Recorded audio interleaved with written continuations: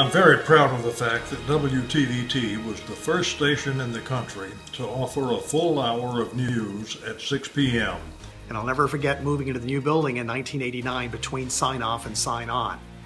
Who remembers sign-off? You would think that my favorite memory would be Evelyn Valdez going, Steve Geiger 256, Steve Geiger 256, but actually it would be on the night beat listening to Kelly Craig do an impression of Evelyn. Steve Geiger 256, Steve Geiger. The Big 13 era, definitely the good old days. And like you, so happy to have been there. Hey, happy 60th Channel 13 from the Blushes. God, I wish things were this easy when I was on the street taking videos. I appreciated the opportunity to work with great people at WTVT and to become the first woman to go full-time in production.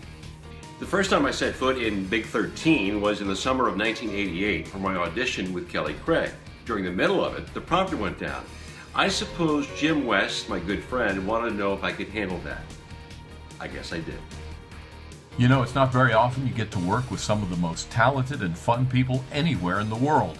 And yet we all got to turn the page from film to videotape and on to video live shots. Quite a time, and time I cherish. But the real celebrities were the folks behind the scenes at Channel 13, the top station in Florida. From the receptionists like Jane and Mildred to the sales department, to traffic, the videotape department, engineering, master control. Those were some great years. And Big 13 was the foundation of media production throughout my whole life. It was fabulous. And I must say it was probably the best place I have ever worked. Not a lot of money, but a lot of good friends. Had a wonderful, wonderful reunion. I so wish I was there. God bless you, and maybe I can get together with you the next time. So in football, I remember first women in the locker room, and my interview in there, and I thought they were throwing towels at us as white things came by. Come to find out, they were throwing their jockstraps. When I would floor direct Pulse News, I'd say to Hugh Smith, you've got 5 seconds to wrap it up and throw it to Walter. He'd say thank you. He'd do it. 5, 4, 3, 2, 1, boom!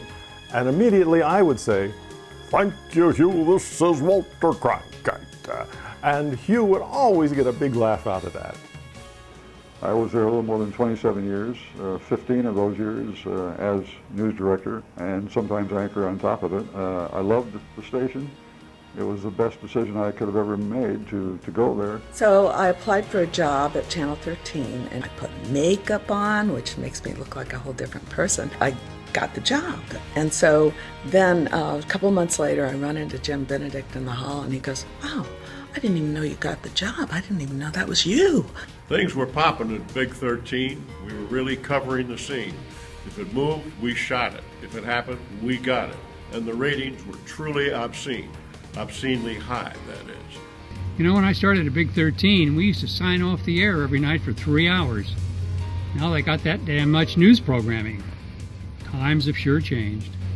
I loved coming in every morning and Scott Jones or John Hoffman would say, I've got a story with your name on it, and 9 times out of 10 it was the freak show story of the day or an only in Florida kind of story, and I loved every minute of it. Back in the 70s, after we did the 11 p.m. news, we taped a short summary for playback at the end of the broadcast day. Sportscaster Andy Hardy was always trying to break me up on set. Sometimes he'd even try to set my scripts on fire. I was driving down the road and I happened to notice this antenna laying in the middle of the road, and I think it's the antenna off of Dwayne's satellite truck, which explains why he couldn't always hit the bird. What I learned at Channel 13 was to never ever stop asking questions. That education took me from broadcast journalist to trial lawyer. Hey, I didn't work at WTVT, but I sure wish I had. You know, all those years of great personalities in news, sports, and weather. I was producing the 11 o'clock news when I heard barking outside the control room, and it was an adorable dog named Scud belonging to Roy Leap. So then I said the infamous line, "Hey Roy, why didn't you take Scud out onto the news set?" In 1957, when I joined WTVT, it was in the 35th market. Today, it's in the 13th. At this 60th, here's to more moving up. In the 5 years I spent at WTVT, I got 10 years worth of experience and a lifetime of friends. My fondest memories working for 13 is working with Andy Hardy and Bob Stone, a couple of great guys. Hey, let's have some fun. When I got my first job at Big 13, they told me to go get some sky hooks. I embarrassingly discovered there is no such thing as a sky hook. It's hard to believe that it's been 45 years since I was at Channel 13, and it's harder to believe that it's been 60 years since the station went on the air. I was only there a short period of time, but it made a huge difference in my life. Here's to a Big 13 reunion from Mayor Bob Buckhorn and John Wilson. Happy days.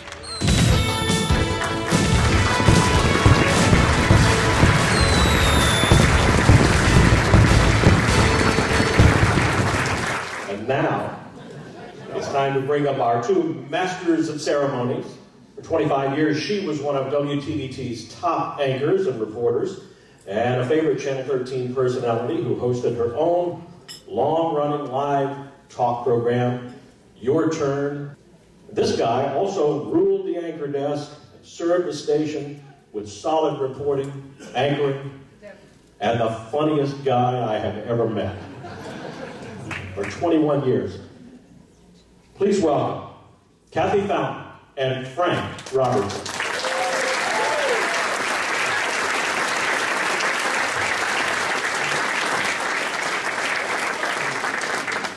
Oh my gosh, can you just feel the energy in this room? It's just, I think today's going to be extraordinary.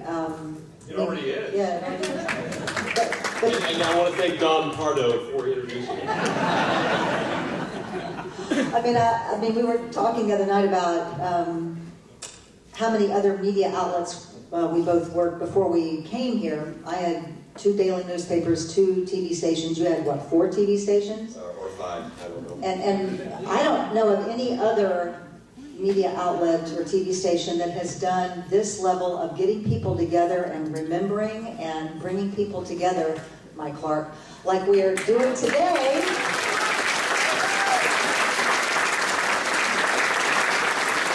I said a number of people. All right, so you know, high school reunion, you're in high school for 4 years, or 5.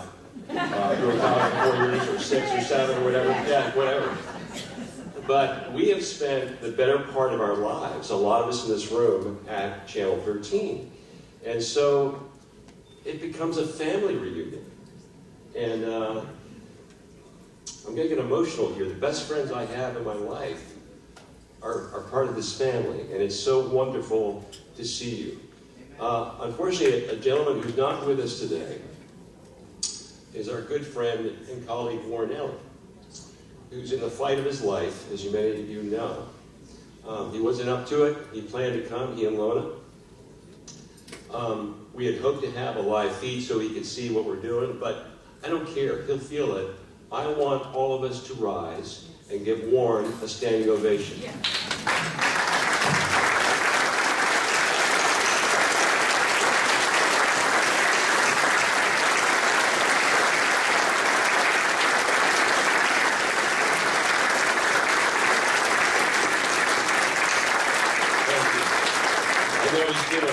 So we need to post a lot of Facebook pictures today and let Warren know we were thinking about him and we love him. And he's chosen his path, and I know a lot of you read his blog. And it's just really hard because Warren and I are the same. We're separated by a week. And so it teaches us this lesson to embrace every day. Embrace every day. And that's why this day is so special. So let's raise a glass now. We're going to have, as lunch is served, oh, that's your line. Sorry, I jumped your line. Not the first time. I didn't say I jumped on you. I said I jumped your line. Okay, can you blame me? I mean, really? I'm going to do this. That's Valencia Gardens, you remember, with Andy? Okay. Salud and happy days.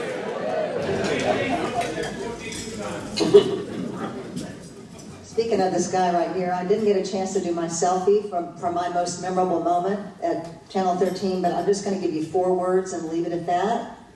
Jewel McGee nudist camp. That's all I'm saying.